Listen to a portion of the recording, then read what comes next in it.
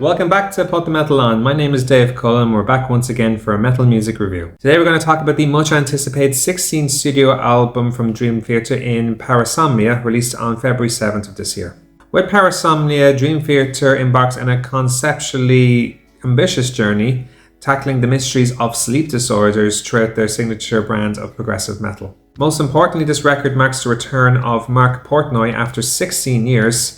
The album has massive expectations surrounding it, both from long-term fans eager for a rekindled spark and from critics wary of a potential betray of past ideas.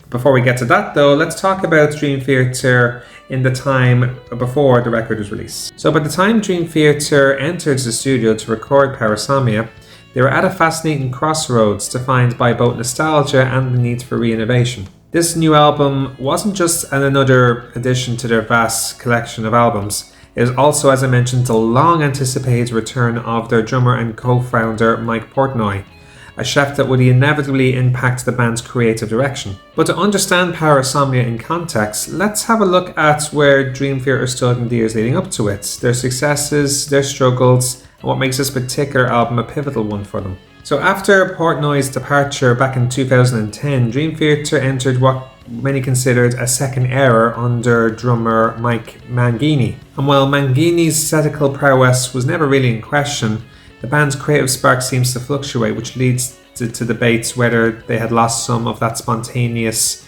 writing from before. They produced 5 records with Mangini playing the drums, starting with a dramatic turn of events. This was a solid, if somewhat safer turn, with tracks such as Breaking All Illusions proving that they still could deliver epics, but the album lacks that organic energy from the past. Their self-titled album in 2013 was more polished but somewhat sterile, and while tracks like The Enemy Inside had that bite, it felt more clinical than passionate. The Astonishment was probably their most ambitious project in years, as was a double-disc rock opera. And while it was conceptually very bold, its bloated runtime and inconsistent songwriting left it very divisive. Distance Over Time from 2019 was a welcome return to their more riff-driven songwriting, and while fans praised its energy, it didn't fully recapture their classic magic. And then in 2001 with A View from On Top of the World, a technically very impressive but emotionally distant album. And while some moments shined, for example their song The Alien won a Grammy for example, the band's formula was starting to feel predictable at this point. So while Mangini, as I mentioned, is definitely a virtuoso on the drums, the songwriting process under him has changed drastically as a result. Portnoy was a more dominant creative force, as he was a key driver in both arrangement and structure of the songs. And without him, the band's writing felt more stagnated, often sounding like 5 individuals layering parts rather than a creative unit crafting songs together. So by the early 2020s, even the most dedicated fans, me included, were starting to think, are they still able to evolve, or have they fallen into autopilot mode? So by the time Mike Portnoy returns to Dream Theater after 16 years, it felt like an inevitability rather than a surprise. Not only had he reconnected with John Petrucci, being involved in the drums in Petrucci's solo album Terminal Velocity in 2020, but also Mangini's departure was handled with mutual respect, to the point where it was pretty obvious that the band knew a change was needed. So this became a real coup for Dream Theater, particularly creatively, and for 3 different reasons. This could restore the band's dynamic, as I said, Portnoy isn't just a drummer, he's a co-writer, arranger, and conceptual thinker. His return meant a more collaborative songwriting approach, bring back that edge that they were missing for so many years. This could also bring by a different playing style. While Mangini is an incredible technician, Portnoy's drumming was more groove-orientated and emotionally expressive. His ability to enhance dynamics rather than simply execute complex patterns is a critical shift. And also re-engaged the fan base. This announcement of his return was met with huge excitement, signaling that Parasomnia had the potential to be probably their most inspired work in years. But having said all that, Portnoy's return wasn't going to be an automatic fix. And the challenge became very clear. Could Dream Theater use this reunion to move forward rather than relive in the past? So overall, the band going into Parasomnia were stable, but they were in need of reinvigoration. Some key factors shaped the band's creative mindsets before Parasomnia. As I said, a revitalized energy with Portnoy coming back brings up that excitement that Dream Theater really needed. While some albums during the Mangini era were criticised for over-polishing, they redefined the songwriting prowess, leading to more balanced records. While some albums under the Mangini era were probably too polished by critics, this helps them redefine their songwriting prowess, leading to more balanced records. And despite all of the studio inconsistencies that they've gone through, their live performances still remain stellar, proving that they still had the chemistry. But there's also weaknesses that they were facing as well. For example, the nostalgia trap. Were they too comfortable leaning into their past formulas, or could they evolve? James LaBrie is a very talented vocalist, but he's also been struggling with consistency in his higher registers. Could they adapt to his current strengths? You also have to consider the album's expectations. Do they want something new, or do they just want Scenes of a Memory Part 2? So, for obvious reason, this is why Parasomnia is a much anticipated album from them. It was like a litmus test for Dream Theater's ability to stay relevant and inspired. There's two things you could consider. If it delivers fresh, engaging material, it would make a successful rebirth for the band. But if it's a rehash of old ideas, one could probably see that it could confirm Dream Theater starting to run out of steam. So therefore, this is a chance for them to bridge the best aspects of their past with a new sense of direction. So let's talk about the album itself. We'll start as always with the overall composition and cohesion. The album maintains a very strong conceptual arc, mirroring the unpredictable nature of sleep disorders with fluctuating intensities. There are some transitions that are masterfully executed, such as the seamless shift from the eerie interlude Are We Dreaming and to the frantic aggression of Night's Terror. But there's certain tracks as well, such as A Broken Man, which feels somewhat isolated from the album's main narrative, leading to the occasional pacing issue for me. In this album, they juggle its usual blend of souring melodies, technical wizardry, and atmospheric passages, but the variety sometimes works against them in this album. And while the band explores haunting, dreamlike soundscapes such as Somnambulist, others rely on more of a traditional riff-heavy approach such as Midnight Messiah. And it's because of this that the album feels slightly disjointed in some parts. But having said that, it's the diversity of all the tracks that makes it very engaging on the other hand. It's a very long album, it's 71 minutes, and while the album mostly justifies its runtime, I feel the latter half somewhat overstays its welcome. For example, the instrumental REM states, while impressive in its complexity, it feels more of an indulgent jam rather than a necessary part of the experience. But in contrast, the closing track, Sleep Paralysis, is a triumph for me, wrapping up the journey with a sense of eerie finality. Really strong way to finish the album. Now let's talk about the songwriting and arrangements. Like most Dream Theater albums, they walk a fine line between technicality and memorability. While there's definitely standout moments and motives in the record, I don't feel it's as immediately striking as some of their more classics works like Scenes from a Memory or Awake. Then you have the Shadow Man incident, which is one of the album's more gripping instrumental passages that they've ever made. This album is quintessentially Dream Theater. There's some odd time signatures, there's extended instrumental breaks, and there's layers of ventriloquy.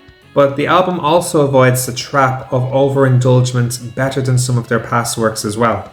While the songwriting does feel dynamic, there are certain moments, particularly the solo section of REM states, where it could have been trimmed for better impact. One of this album's greatest strengths is its ability to evoke very unsettling emotions. For example, that eerie, dream-like ambience of Are We Dreaming, or the suffocating intensity of Sleep Paralysis capture the helplessness of Parasomnias in a way that's both haunting and immersive. That said, there's also some of their more straightforward metal moments like Midnight Messiah which feel less emotionally inspired. The lyrics do a very decent job of tying the concepts together, touching on night terrors, sleepwalking, and lucid dreams. But there's also some tracks that lean into more generic, mystical language rather than diving deep into the psychological impacts of sleep disorders. For instance, A Broken Man, a beautifully arranged song, has lyrics that feel more like typical prog introspective rather than something directly influenced by the album's theme. Let's move on from that and talk about the performance and musicianship. So Dream Theater, as always, are an incredibly tight unit, but with the return of Mike Portnoy, that really injects that renewed energy into the band's chemistry. His drumming feels way more aggressive and expressive than Mangini's, particularly with the unpredictable fields from Night Terror. John Petrucci delivers his usual blend of precision and feel with solos that range from the blistering from Lucid Descent to deeply emotional from A Broken Man. And while the overall musicianship is undoubtedly very impressive, there are moments when I feel that Dream Theater are playing more for themselves rather than playing for the listener. For example, some of the instrumental breaks like REM State as I mentioned, or even parts of the Shadow Man incident, they lean more for technical exhibition rather than storytelling. But fortunately, the album has moments of genuine emotional resonance, particularly in its softer sections, so it does make up for this. James LaBrie remains a very diverse figure, and while his performances are very commendable, as I feared, there are signs of wear. While his lower register vocals for Somnambulist are very effective, when he pulls into higher territory, the strain is definitely evident. That said, his delivery, particularly for sleep paralysis, is hauntingly effective, making for one of the more stronger moments in the records. James Mung's bass is definitely more audible from previous releases, adding much needed depth to the mix as well. His interplay with Portnoy, particularly in the Shadow Man incident, is very, very tight, and it shows that their musical chemistry hasn't faded despite Portnoy's absence for many years. Now let's talk about the production and sound quality. So it's a much improved production compared to the compressed Black Waltz production of Distance Over Time. Everything is much clearer with a much better instrument separation. Bellucci's tone is very warm, full, though slightly less aggressive than Plas records, I would say. Mung's bass finally gets the clarity it deserves, adding that much needed weight for the heavier sections. I can't tell you how important the bass is to the lower end. It's essential. Portnoy's drums sound way more organic than the Mangini era, but I will say some of the cymbal work gets slightly lost in the mix, if anything. So overall, it's very solid, but I just feel I could use a tiny bit more punch if I'm being super picky. LaBrie's vocals are very well balanced, avoiding the over-polished sounds from previous records as well. It sits very comfortably in the mix, and it doesn't get dominated or buried, so it's perfectly in the middle for me. Now let's talk about the creativity and originality of the records. So while Parasomnia does attempt to stand out with the sleep disorder concept, musically I just don't feel it breaks new grounds for Dream Theater. It's a very, very good record, but it's not a revolutionary one either. There's definitely echoes from Scenes of a Memory and 6 Degrees of Inner Turbulence in this record, though the album never feels like a direct rehash. But there are some tracks like Midnight Messiah that do fall to Dream Theater's more predictable tendencies. So while for the most part it's a unique album, they do lean sometimes to the past, but not too often. And while it's firmly progressive metal, there are some atmospheric elements that give it more of a distinct feel. For example, the synth-heavy sections of Somnambulists are a very welcome touch.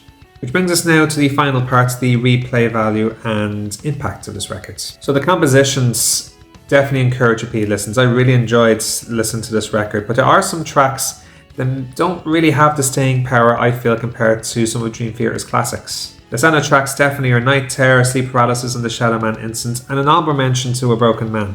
With Portnoy's return, Parasomnia is definitely a major talking point. But it's unlikely to be hailed as an on-time classic for me though. Which brings me on to my final verdict. It's a very well crafted album.